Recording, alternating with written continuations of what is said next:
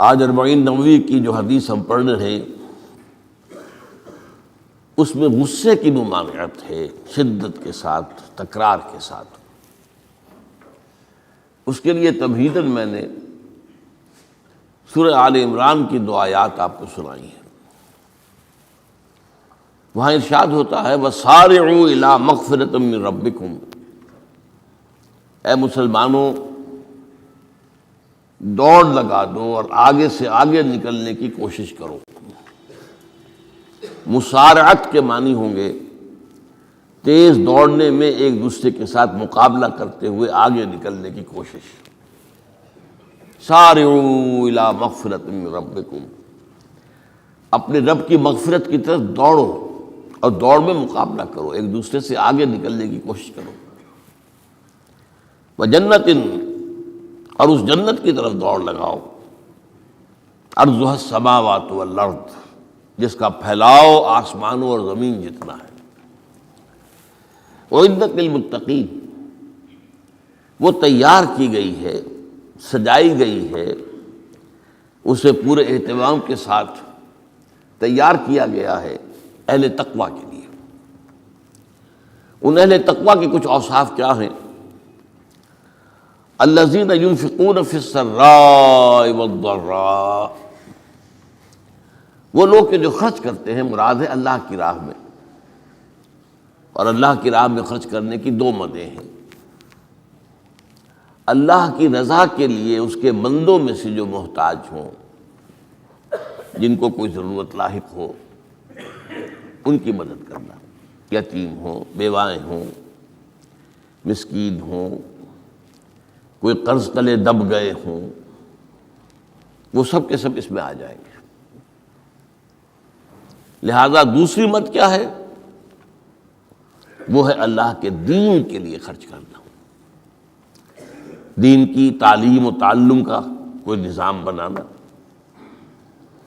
پھر یہ کہ دین کو دوسروں تک پہنچانا، اس کے لیے سارے ذرائع جو بھی کسی زمانے میں ابلاغ کے موجود ہوں ان سب کو استعمال کرنا، اس کے لیے خرچ درکار ہے۔ بہرحال میں اس عرض کر رہا تھا کہ یہ 2 مدیں ہیں خرچ کرنے کی۔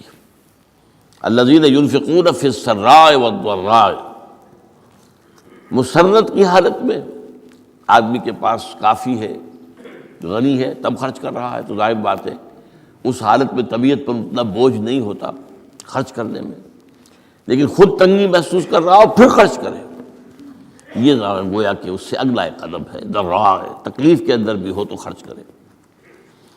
والکاظمین الغیظ، اور وہ لوگ جو اپنے غصے کو پی جانے والے ہوں۔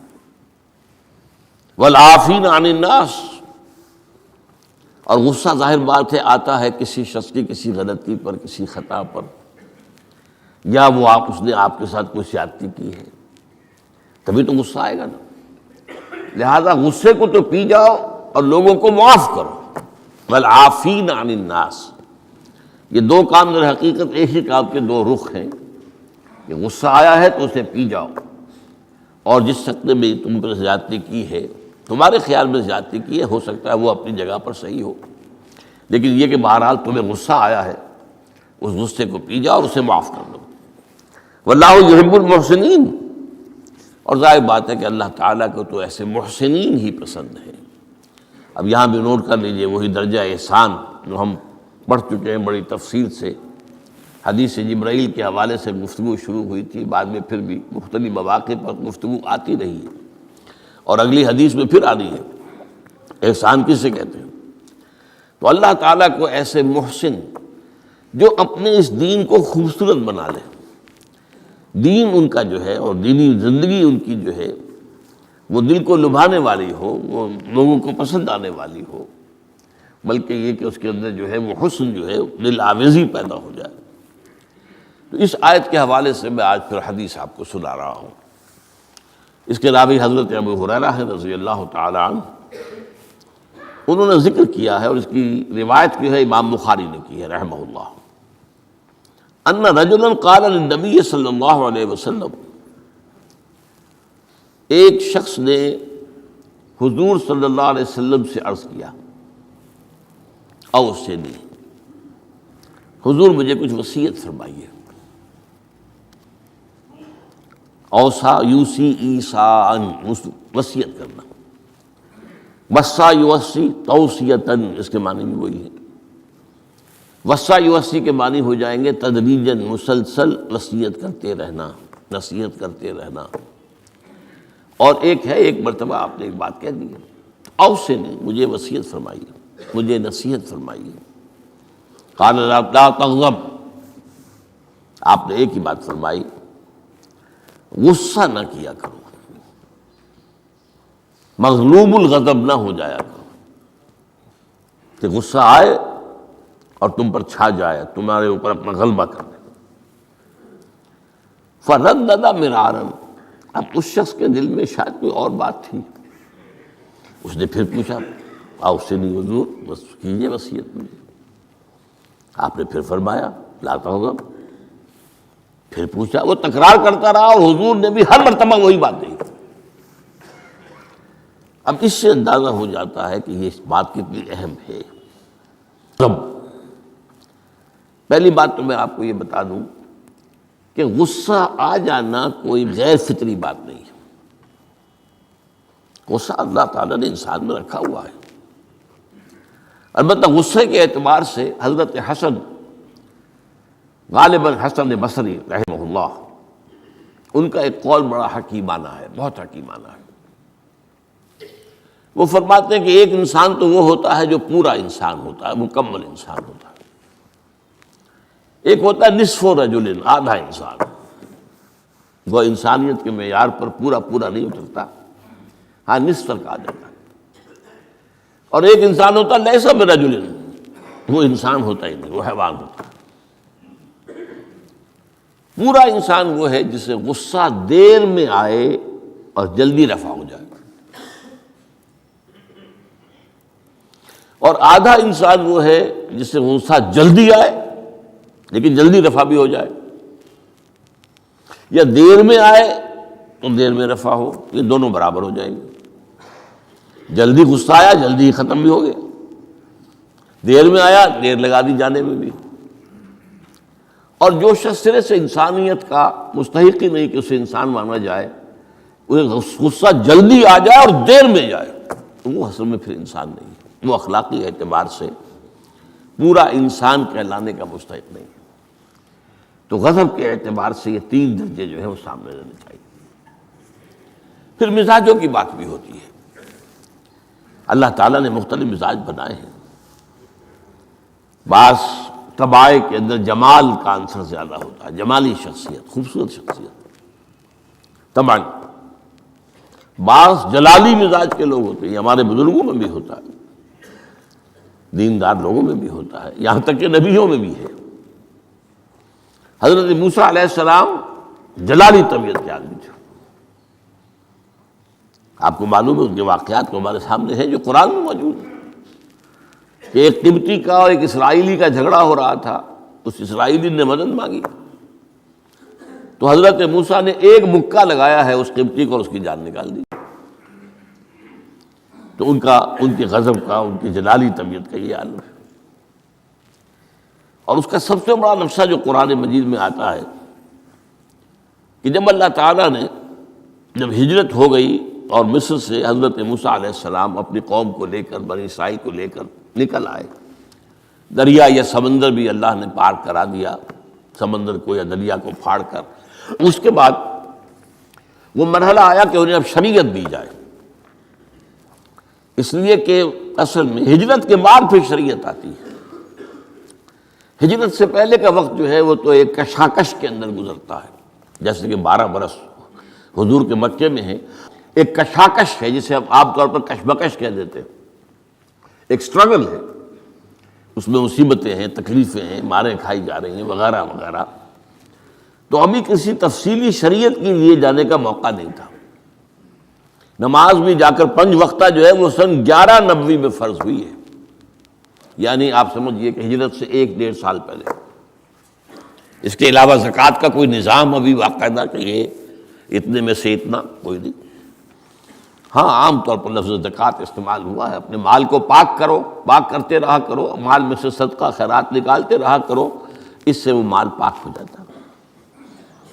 تو اسی طریقے سے جو ہجرت آئی حضور پر، جو ہجرت کے بعد شریعت نازل ہوئی مدینہ منورہ میں، اور دورہ ترجمہ قرآن میں یہ بات واضح میں کر دیا کرتا ہوں کہ اس شریعت کا بلو پرنٹ جو ہے، یہ لفظ آپ میں سے بہت سے حضرات جانتے ہوں گے، کوئی عمارت بنانی ہو تو اس کا جو نقشہ بنتا ہے پہلا وہ ایک نیلے کاغذ پر بنتا ہے، بلو پرنٹ۔ تو بلو پرنٹ جو ہے اس شریعت محمدی علی صاحب الصلاۃ والسلام کا، وہ سورہ بقرہ میں تیار ہو گیا۔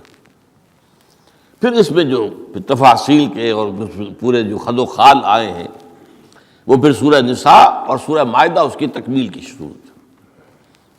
بہرحال جب حضرت موسیٰ کو اب اللہ تعالیٰ نے طلب کیا 40 دن کے لیے کوہ طور پر، اس کو ہم چلا بھی کہہ سکتے ہیں، 40 روز کی اللہ تعالیٰ نے ان سے ریاضت کروائی، مشقت، روزہ، اور یہ کہ عبادت اور ذکر الہی۔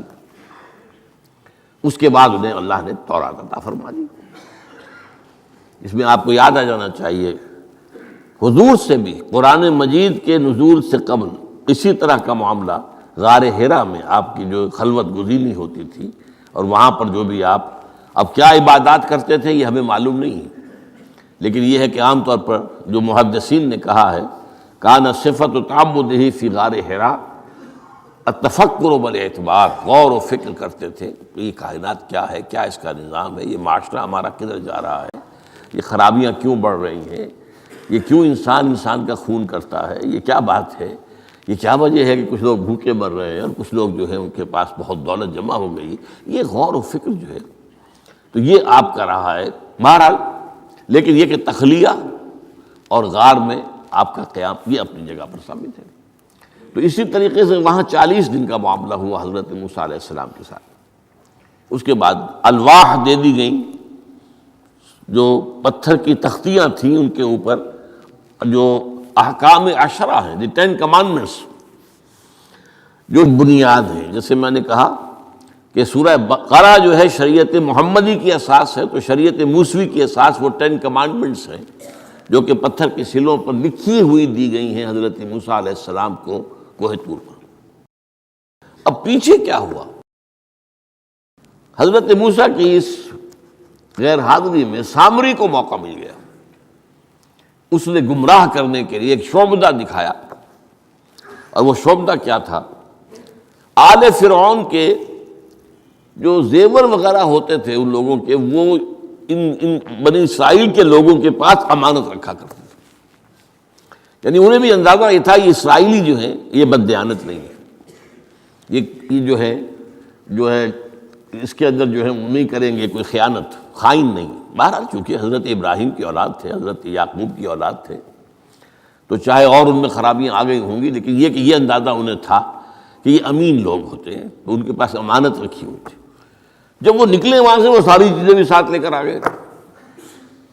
اس کو کہا اس نے سامری نے کہ یہ پھینک دو، یہ تو نجس ہے، تمہارے لیے جائز نہیں۔ اس حد تک تو بات ٹھیک ہوئی۔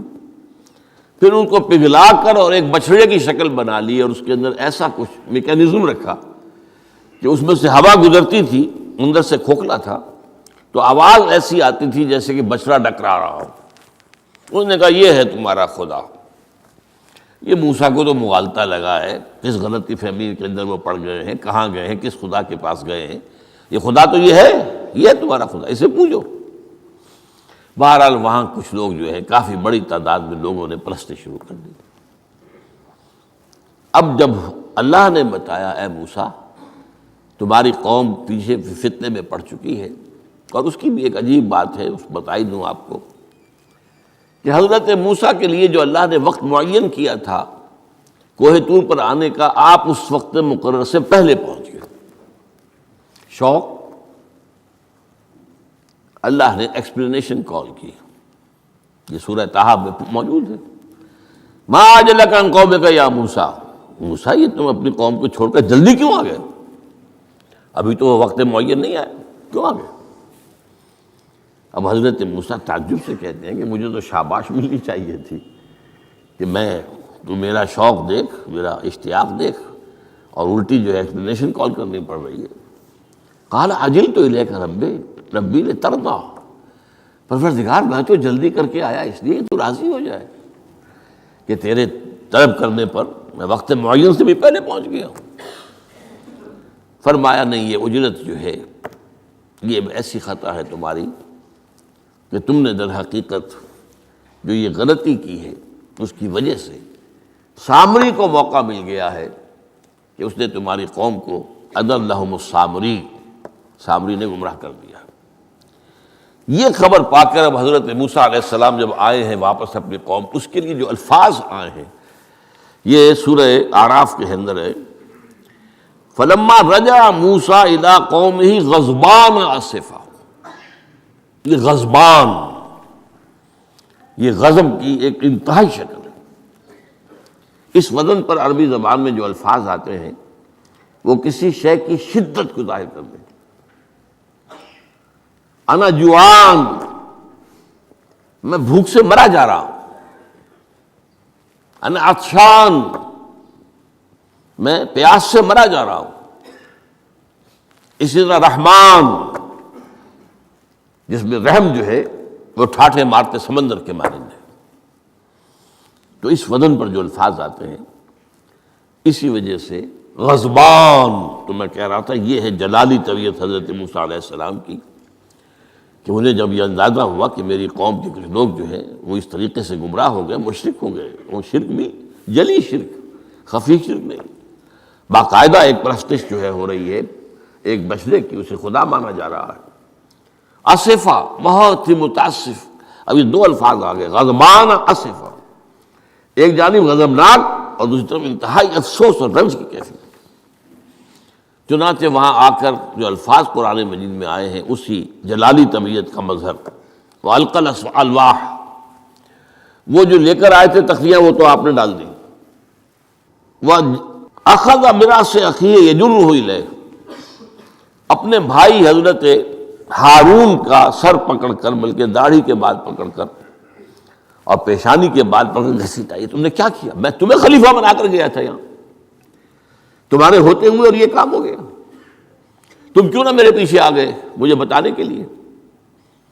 بہرحال چونکہ خلیفہ بنا کر گئے تھے، انہیں رہنا تو وہاں تھا، لیکن انہوں نے کہا کہ مجھے اندیشہ یہ ہوا کہ آپ یہ کہیں گے کہ تم نے بنی اسرائیل میں تفرقہ پیدا کر دیا، اس لیے میں نے برداشت کیا، کیا کرنا، روکتا رہا میں، لیکن یہ کہ میں نے ان کے درمیان جو ہے کوئی بہت بڑا قدم نہیں اٹھایا۔ لیکن بہرحال اس کے بعد جو قدم اٹھایا گیا وہاں پر وہ فیصلہ کیا گیا کہ 12 قبیلوں میں سے ہر قبیلے کے جتنے لوگوں نے یہ شرک کیا ہے اسی قبیلے کے لوگ جو توحید پر قائم رہے ہیں وہ اپنے بھائیوں کو قتل کریں اور ذبح کریں۔ تو تورات کی روایت کے مطابق 70,000 یہودی قتل ہوا، اور یہیں سے قتل مرتد کی سزا اسلام میں یہ قتل ہے۔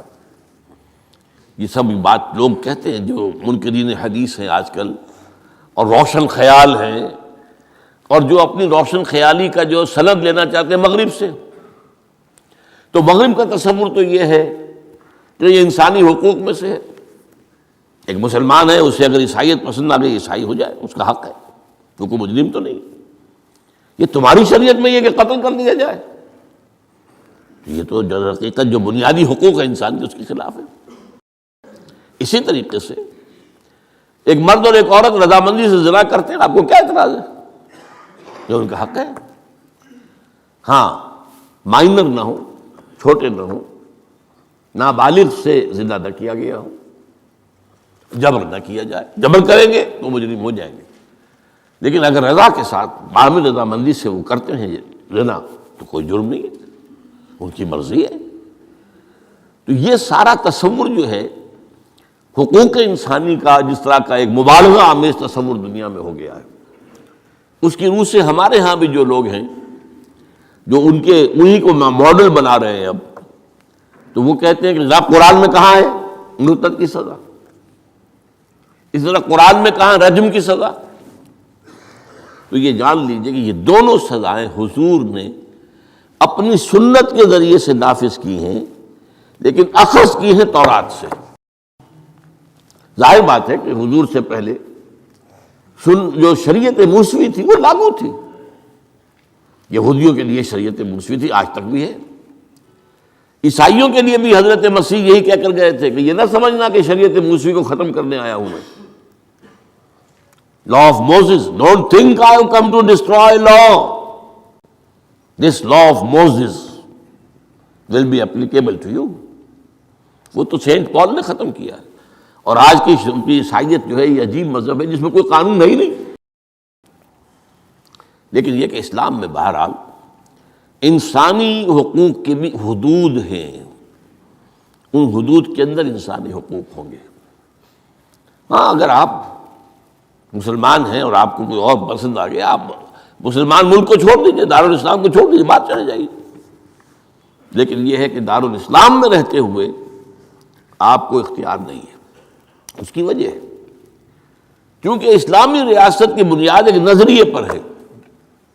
وہ نسل پر نہیں ہے، وہ رنگ پر نہیں ہے، وہ زبان پر نہیں ہے، نظریے پر.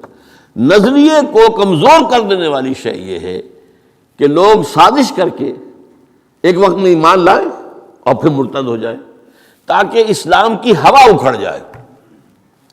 اور اس کا معاملہ سورہ آل عمران ہی کے اندر موجود ہے کہ وقالت طائفۃ من اہل الکتاب آمنوا بالذی انزل علی الذین آمنوا وجہ النہار واکفروا آخرہ لعلہم یرجعون. دیکھو بھائی یہ جو بڑی دھاک بیٹھ گئی ہے اسلام کی اور ایمان کی. جو شخص ایمان لے آتا ہے چاہے اسے انگاروں پر ڈال دیا جائے وہ ایمان کو نہیں چھوڑتا. تو یہ ایک ساکھ ہو گئی نا، ایک گڈ ول ہے ایمان کی، ایک ساکھ. جو چاہو کر لو اس کو قتل کر دیا. ابو جہل نے حضرت سمیہ اور حضرت یاسر رضی اللہ تعالیٰ عنہما دونوں کو قتل کر دیا. انہوں نے کلمہ کفر زبان سے نکالنا پسند نہیں کیا، حالانکہ اجازت ہے جان بچانے کے لیے. ایمان دل میں قائم رہے، زبان سے کلمہ کفر کہہ دیا جائے، صرف جان بچانے کے لیے جائز ہے، اجازت ہے. چنانچہ حضرت سمیہ اور حضرت یاسر کے بیٹے عمار نے جان بچانے کے لیے کلمہ کفر کہا اور پھر ان پر شدید پشیمانی طاری ہوئی. لیکن حضور نے انہیں اطمینان دلایا کہ نہیں، اس کی بھی اجازت ہے. باقی جو مقام تمہارے والدین نے حاصل کیا وہ تو بہت مقام ہے، لیکن وہ عظیمت اپنی جگہ، یہ رخصت بھی اپنی جگہ، دین کا ایک حصہ ہے. بہرحال سازش کیا کی؟ آمنوا بالذی انزل علی الذین آمنوا وجہ النہار. ایسے کرو کہ صبح کے وقت تو ایمان لے آؤ، اے لوگو، اے مسلمانوں، جو کتاب تم پر نازل ہوئی ہم بھی ایمان لاتے ہیں، ہم بھی مومن ہو گئے. دن بھر رہو. اب اس میں یہ اضافے میرے ہیں، ذرا حضور کے قریب رہو، صحبت قریب سے، تاکہ لوگ دیکھ لیں یہ دن بھر حضور کی صحبت میں رہے ہیں، قریب رہے ہیں. شام کو کافر ہو جاؤ، مرتد ہو جاؤ، یہ دیکھ لیا ہم نے، یہ تو دور کے ڈھول سہانے ہیں، ہم نے اندر جا کر دیکھ لیا، کوئی بات ہے ہی نہیں، کوئی خاص بات نہیں. اس سے کیا ہوگا؟ لعلہم یرجعون. کچھ نہ کچھ لوگ ضرور جو ہیں وہ متزلزل ہو جائیں گے. آخر سب لوگ تو برابر کے نہیں ہوتے، نہ ہر زن نست و نہ ہر مرد مرد. کمزور ایمان والے لوگ بھی تو تھے نا آخر، اور ان سے بھی نیچے منافقین بھی موجود تھے.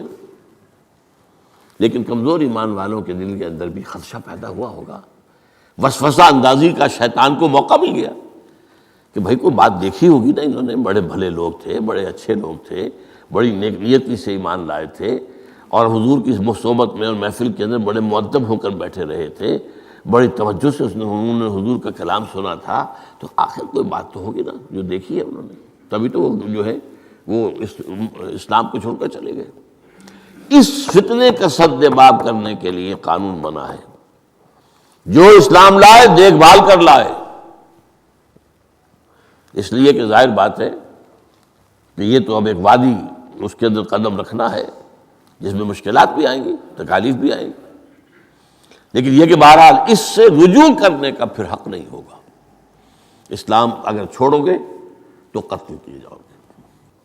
یہ کنڈم کرنا اس کو شریعت اسلامی کے خلاف بغاوت ہے. قرآن میں نہیں ہے، لیکن از روئے قرآن تورات پر بھی لفظ قرآن کا اطلاق ہوتا ہے. چنانچہ مکے کے کفار اور مشرکین کا ایک قول نقل ہوا ہے، قالوا لن نؤمن بهذا القرآن والذی بین یدیہ، انہوں نے کہا نہ تو ہم اس قرآن پر ایمان لائیں گے جو محمد پیش کر رہے ہیں، اور نہ اس قرآن پر جو ان سے پہلے ہے۔ تو تورات کو بھی ایک معنی میں قرآن کا لفظ جو ہے اس کا اطلاق ہوتا ہے۔ تو حضور صلی اللہ علیہ وسلم نے یہ دو سزائیں جو ہیں، قتل مرتد اور رجم کی سزا بھی، ظاہر بات ہے قرآن میں نہیں ہے، مانتے قرآن میں نہیں ہے، لیکن شریعت جو ہے وہ صرف قرآن پر مبنی نہیں ہے۔ بس یہ بات ایک اصول موٹی، شریعت کی دو بنیادیں مستحکم ہیں، مستقل بالذات ہیں، انڈیپینڈنٹ آف ایچ ادر،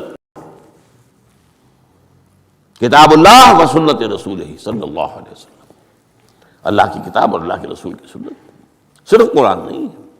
یہ اہل قرآن جو بھی کہلاتے ہوں، جن کو منکرین حدیث کہنا چاہیے، جو یہ قرآن مجید کو ہی سمجھتے ہیں کہ بس یہی بہت کافی ہے، اس کی پھر تعبیریں جو کرتے ہیں، ان میں سے دو آدمی بھی نماز پر متفق نہیں۔ نماز کتنی ہوں گی، نماز ہے بھی کہ نہیں، صلاۃ کے معنی نماز ہے بھی کہ نہیں متفق نہیں، کیسے ہوں گے؟ تو سنت رسول سے معین ہوا ہے، صلو کما رأیتمونی اصلی، نماز پڑھو جیسے مجھے دیکھتے ہو میں نماز پڑھتا ہوں، سارا معاملہ تو اس سے ہے۔ تو بہرحال اس اعتبار سے یہ جو میں نے آپ کو حضرت موسیٰ علیہ السلام کا معاملہ بتایا، تو اس میں ایک بات قائم کرنا چاہتا ہوں آپ کے ذہن میں کہ غضب کب آتا ہے انسان کو، غصہ کب آتا ہے؟ کسی نہ کسی حمیت پر زد پڑتی ہے تو غصہ آتا ہے، یا تو حمیت ذات ہے، آپ نے محسوس کیا میری ذات کے اوپر جو ہے حملہ کیا گیا ہے، میری شہرت پر، میری عزت پر، لہذا غصہ ہے، یا یہ کہ میرے خاندان پر کوئی حرف لایا گیا ہے، بے حرمتی کی گئی ہے، یا میری قوم اور وطن پر، اور یا اللہ کے دین پر، تو اس میں حمیت دینی پر غصہ آنا یہ ظاہر بات ہے کہ مستثنیٰ ہو جائے گا ان غصوں سے جو حمیت ذاتی پر آیا ہے، یا حمیت عائلی پر آیا ہے، یا حمیت قومی و وطنی پر آیا ہے۔ لیکن یہ کہ اللہ کے دین کے معاملے میں غضبناک ہو جانا، اس میں ظاہر بات ہے کہ فرق پڑ جائے گا بنیادی طور پر۔ تو حضرت موسیٰ کا غصہ جو آیا ہے وہ اس پر آیا ہے کہ میری قوم، یہ وہ لوگ جنہوں نے 9 جو ہے معجزے وہ تو مصر کے اندر رہتے ہوئے دیکھے، وَلَقَدْ آتَيْنَا مُوسَىٰ 9 آیات بینات، سورہ بنی اسرائیل میں ہے، 9 معجزے، شروع میں 2 تھے پھر آتے چلے گئے، اور پھر اتنے بڑے بڑے معجزے دیکھے، سب سے بڑا معجزہ سمندر کا پھٹ جانا، اور اسی صحرائے سینا کے اندر اس پڑاؤ جو ڈالا ہے کوہ طور پر، اس سے پہلے من و سلویٰ کا نزول ہوا ہوگا، ایک چٹان سے 12 جو ہے چشمے بھی پھوٹے ہیں، یہ سب کچھ دیکھا، تب حال یہ ہے اس کا۔ تو اس پر غصے کا آنا، غضبناک ہو جانا، یہ گویا کہ بالکل معقول ہے، قرین قیاس ہے۔ اس میں بھی ایک اور مثال ہے اللہ کے رسولوں میں سے، انہیں بھی حمیت دینی پر غضبناک ہوئے اور انہیں غصہ آیا شدید، وہ حضرت یونس علیہ السلام تھے۔ وَظَنُّونَ إِذْ ذَهَبَ مُغَاضِبًا وَظَنَّ أَن لَّن نَّقْدِرَ عَلَيْهِ، نینوا ایک شہر ہوتا تھا عراق کے شمال کے اندر، وہاں یہ بھیجے گئے تھے رسول بنا کر، انہوں نے دعوت دی، جو بھی تلقین، نصیحت، تبلیغ، حق ادا کر دیا، قوم ایمان نہیں لائی، کفر پر اڑی رہی۔ اس کے بعد یہ غضبناک ہو کر، اب یہ غضب جو ہے یہ دین کا غضب ہے، اپنی قوم کو چھوڑ کر چل دیے، لیکن یہاں ایک خطا ہو گئی ان سے۔ حضرت موسیٰ سے خطا کیا ہوئی تھی کہ وقت معین سے پہلے پہنچ گئے، فَإِنَّا قَدْ فَتَنَّا قَوْمَكَ مِن بَعْدِكَ، اس کی سزا مل گئی۔ یہاں غلطی کیا ہوئی کہ رسول جو قوم کی طرف بھیج دیا جائے، جس قوم کی طرف یا جس شہر کی طرف یا جس علاقے کی طرف، جب تک ایکسپریس پرمیشن اللہ کی نہ آ جائے، رسول جگہ چھوڑ کر نہیں جا سکتا۔ یہاں یہ ہے کہ وہ اتنے غضبناک ہو گئے کہ یہ بات جو ہے یہ ذہن کے سامنے نہ رہی اور آپ اپنی قوم سے ناراض ہو کر، یہ بدبخت قوم جو ہے اب یہ تو ہلاک ہو کر ہی رہے گی، تو یہ چھوڑ کر چلے گئے، یہ غلطی ہوئی۔ چنانچہ آپ کو یاد بھی آ گیا ہوگا کہ جب ہجرت مدینہ کی اجازت آ گئی ہے اللہ کی طرف سے عام صحابہ کے لیے، تو آپ نے کہہ دیا چلے جاؤ مدینے جاؤ، آپ خود نہیں گئے، جب تک کہ ایکسپریس پرمیشن، واضح طور پر، معین طور پر آپ کے لیے اجازت نہیں آ گئی، اس وقت تک آپ نے مکے سے سفر نہیں کیا۔ حضرت، یہ واقعہ سیرت کا مشہور واقعہ ہے، حضرت ابوبکر صدیق رضی اللہ تعالیٰ عنہ نے 2 اونٹنیاں تیار کی تھی کہ لمبا سفر ہے اور تیز جانا ہوگا، ہم جب جائیں گے تو ظاہر بات ہے پیچھا کیا جائے گا، تعاقب ہوگا، تو اچھی فربا اونٹنیاں ہوں، تو انہیں خوب کھلا پلا کر تیار کیا تھا اور حضور کو بتایا نہیں تھا۔ اب منتظر تھے، حضور کیا اجازت آ گئی؟ نہیں، ابھی نہیں آئی۔ پھر پوچھا اجازت آئی؟ حضور نہیں آئی۔ اب حضرت عائشہ فرماتی ہیں، اور نکاح میں آ چکی تھی حضور کے، لیکن تھی ظاہر بات ہے کہ 6 سال کی عمر میں نکاح ہو گیا تھا، 9 سال کی عمر میں وداعی ہوئی ہے بعد میں مدینے میں جا کے۔ تو ان کی روایت ہے کہ ہم نے دیکھا کہ دوپہر کے وقت حضور چلے آ رہے، تشریف لا رہے۔ اب یہ بات بڑی غیر معمولی تھی، عرب میں یہ جو وقت ہے قیلولے کا، ظہر اور عصر کے درمیان، اس میں بازار بھی بند ہو جاتے ہیں، آفیسز بند ہو جاتے ہیں، اور یہ کہ کسی کے گھر آنا جانا، اللہ یہ کہ آپ کو کھانے پر بلایا ہو دوپہر کے بعد دوسری ہے، ایک آنا جانا نہیں ہوتا، وزٹ نہیں ہوتی۔ تو بڑے حیران ہوئے ہم، تو حضور نے اپنا ذرا چہرہ وغیرہ چھپایا ہوا بھی ہے اپنے رومال میں، تشریف لائے اور آ کر کہا کہ میں اندر آنا چاہتا ہوں۔ حضرت ابو تشریف لائیے، یہ تو آپ کی، اب ظاہر بات ہے حضرت عائشہ سے نکاح تو ہو چکا تھا، وہ تو اب محرم تھی، یہاں کوئی نامحرم نہیں ہے، آپ آئیے۔ آ کر آپ نے کہا کہ ابو بکر اجازت آ گئی ہے۔ اب حضرت ابو بکر کی خوشی کا ٹھکانہ نہیں تھا، دل میں سوچتے تھے کہ اب مجھے شاباش ملے گی۔ عرض کیا حضور میں نے 2 اونٹنیاں تیار کر رکھی ہیں، خوب کھلا پلا کر فربا کیا ہے، تیار کیا ہے۔ حضور نے تھوڑا سا توقف فرمایا، اچھا میں 1 اونٹنی میں استعمال کروں گا، لیکن میں اس کی قیمت ادا کروں گا۔ حضرت ابوبکر رو پڑے کہ حضور کیا مجھ سے بھی مغایرت ہے؟ میں نے اپنے جان و مال میں سے کون سی چیز آپ سے بچا کر رکھی؟ سارا مال آپ پر خرچ کر چکا ہوں۔ آپ نے اشارہ کیا حضرت عائشہ کے بارے میں، تو ایک مرتبہ پوچھا ہے کہ وہ تو آپ کی بھتیجی ہے، کیسے آپ کے کا نکاح ہوگا؟ کہ وہ دینی معاملہ ہوتا ہے، تم میرے دینی بھائی ہو، یہ کچھ بھی بھائی تو نہیں ہو۔ بس اتنا کہنے کی دیر تھی، بیٹی پیش کر دی۔ تو میں نے اپنی کون سی چیز کو آپ سے بچا کر رکھا؟ یہ ان کے الفاظ نہیں ہے، یہ میں ان کے جذبات کی تعبیر اپنے الفاظ میں کر رہا ہوں، لیکن یہ واقعہ میں آتا ہے کہ رو پڑے۔ تو بہرحال یہ جب تک ایکسپریس پرمیشن نہیں آتی اس وقت تک رسول نہیں جا سکتا۔ حضرت یونس چھوڑ کر چل گئی، وَظَنُّونِ الذَّهَبَ مُغَاضِبًا، مغاضب وہی غضبناک، تو اس کو اللہ تعالیٰ نے پکڑا، اس لیے کہ یہ غلطی ایسی تھی کہ جس کے اوپر پکڑ ہوگی۔ یہ تو کار رسالت کے اندر جو اس کی شرائط ہیں ان میں سے ایک شرط کے اندر کمی ہوئی ہے، لہذا پھر وہ آپ کو معلوم ہے کہ وہ مچھلی کے پیٹ میں گئے اور وہاں انہوں نے جو ہے لا الہ الا انت سبحانک انی کنت من الظالمین، تو آپ نے جو بھی وہ استغفار کیا ہے اللہ سے، پھر اللہ نے معاف کیا۔ پھر اس مچھلی نے، ویل مچھلی کوئی ہوگی جو شط العرب میں معلوم ہوتا ہے، شط العرب میں اس نے نگلا ہے، اور شط العرب یہ دونوں دریا جو ہیں فرات اور دجلہ جب عراق کے جنوب میں آ کر ایک ہو جاتے ہیں تو وہ تو گویا کہ ایک بڑا سا چھوٹا سا سمندر بن جاتا ہے، اتنا بڑا وہ شط العرب کہلاتا ہے۔ اس سے ہو کر پھر گلف میں آئے، اور گلف سے ہو کر کہیں مکران کے ساحل پر آ کر اگلا ہے اللہ کے حکم سے اس مچھلی نے حضرت علیہ السلام کو۔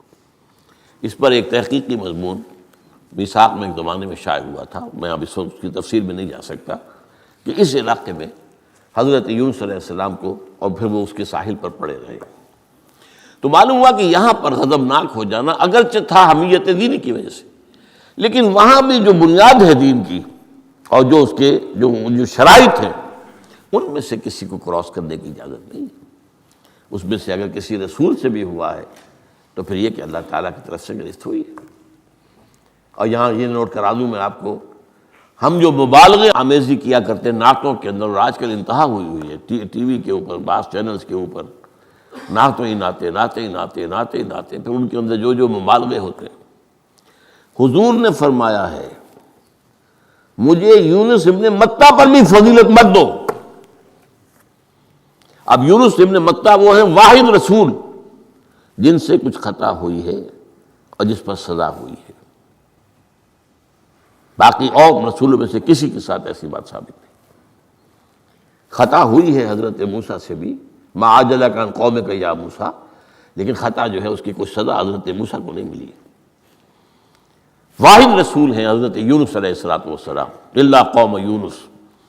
اور اس کا جو فائدہ پہنچا ہے، یہ جو آج کی جدید اکاؤنٹنگ ہے، debit and credit, Hare debit کے اگینسٹ کوئی انٹری برابر کی جو ہے کریڈٹ کی ہوگی، ہر کریڈٹ کے اگینسٹ ڈیبٹ کی ہوگی.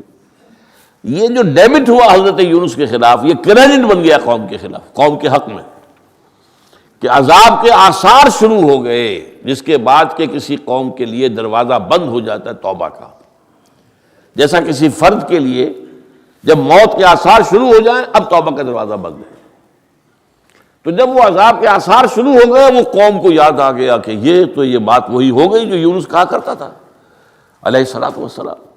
گھروں سے نکلے آئے، پوری قوم باہر آ گئی اور چیخ چیخ کر، رو رو کر، گڑ گڑا کر اللہ سے معافیاں مانگی، دعائیں کی، تو اللہ نے ان پر سے عذاب ٹال دیا.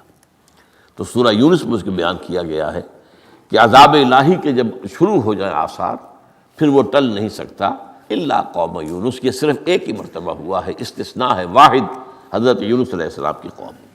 اب آخری نقطہ میں آپ کو بتا رہا ہوں. اس حدیث میں ایک بات بڑی اہم ہے. یہ جو آپ نے فرمایا لا تغضب لا تغضب لا تغضب لا تغضب، محسوس ایسا ہوتا ہے کہ یہ در حقیقت ہے شخصی تشخیص اور علاج. جو روحانی معالج ہوتے ہیں، ظاہر بات ہے کہ رسول یزکیہم، روحانی معالج سے تزکیہ کرتے ہیں. اس طرح ہمارے ہاں صوفیہ جو ہیں جنہوں نے اپنا تزکیہ کرایا ہوتا ہے کسی بزرگ سے، وہ پھر دوسروں کا تزکیہ کرتے ہیں. یہ ایک سلسلہ ہے جو چل رہا ہے. تو اس میں یہ ہے کہ اس تزکیے کے اندر پی پی کال، مطلب یہ نہیں کہ ایک ہی بات سب کو بتائی جا رہی ہے. ایسے بھی اذکار اور اوراد ہیں جو حضور نے سب کو بتائے. ہر نماز کے بعد بعض اذکار ہیں، اللہم اعنا علی ذکرک و شکرک و حسن عبادتک، ایک وہ ہے اللہ تعالیٰ کی حضور کی طرف سے کہ یہ پڑھا کرو، آپ پڑھا کرتے تھے، یہ سب کے لیے. لیکن ایک ہے پرسنل، اس لیے کہ اس روحانی معالج کا کے اندر یہ صلاحیت ہونی چاہیے کہ وہ اشخاص کے اندر جو ذاتی، اب کسی کے اندر کوئی مرض ہے، کسی میں کوئی مرض ہے، کسی کے اندر دولت کی محبت زیادہ ہے، کسی کے اندر غصہ جو ہے وہ بہت تیز ہے، کسی کے اوپر شہوت کا غلبہ بہت زیادہ ہے. تو وہ جو کال ہے وہ ہوگی پرسنل کال. یہ گویا کہ ایک پرسنل پرسکرپشن ہے اس شخص کے لیے کہ معلوم ہوتا ہے کہ اس کے اندر یہ غضب کا اور غصے کا معاملہ جو ہے وہ ضرورت سے زائد تھا، لہذا اسے حضور نے تکرار کے ساتھ اسی کا مشورہ دیا، اسی کی وصیت فرمائی. سبحانک اللہم و بحمدک لا الہ الا انت سبحانک انی کنت من الظالمین.